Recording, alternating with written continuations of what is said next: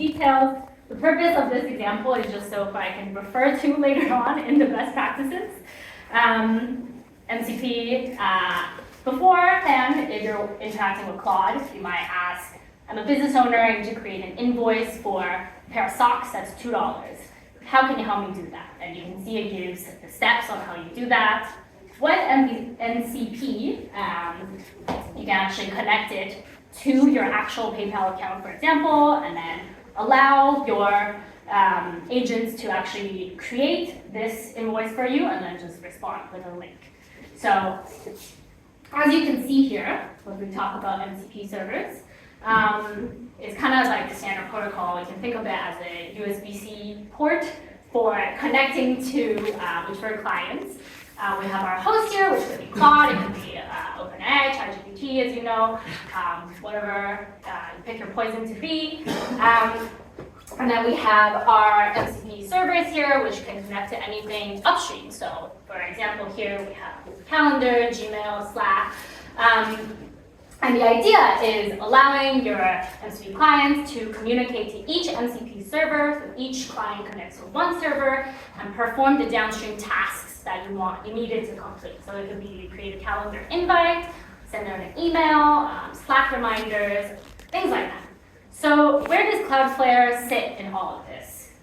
In our last session, there was a lot of talks of local MCP servers, but that doesn't really allow you the ability to connect with web applications like these ones that's listed here.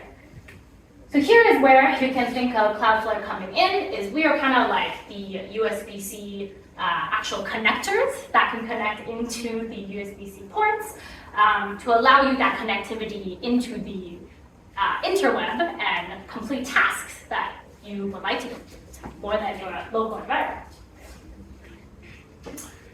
So in the previous example that we talked about, where you kind of have to work with PayPal, you can imagine with financials involved, it can become quite sensitive. So the advantage with building MCP on Cloudflare is, of course, we have a lot of our built-in packages out of the box for you to use. One of them including the OAuth library that we have. So with this library, we handle a lot of the authentication and authorization that's required to reach out to an application like PayPal that helps you log in and prove who your user is, and then also authorize what they're allowed to perform. A standard workflow can be quite complex, but if you want to build it yourself, with our library, we actually abstract away a lot of that burden for you, so you can kind of use that library, which is hosted on a worker, as I mentioned, which again abstracts away some of that compute management if you were to have to manage that yourself. With our remote MCP server as well, it's all backed by a durable object, which is our service that's a combined offering between storage and compute.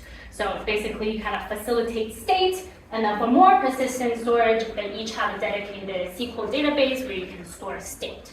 So now with this MCP server, it's no longer just a stateless abstraction layer between your client and your endpoint, downstream endpoint. You can actually start storing the state in your MCP server.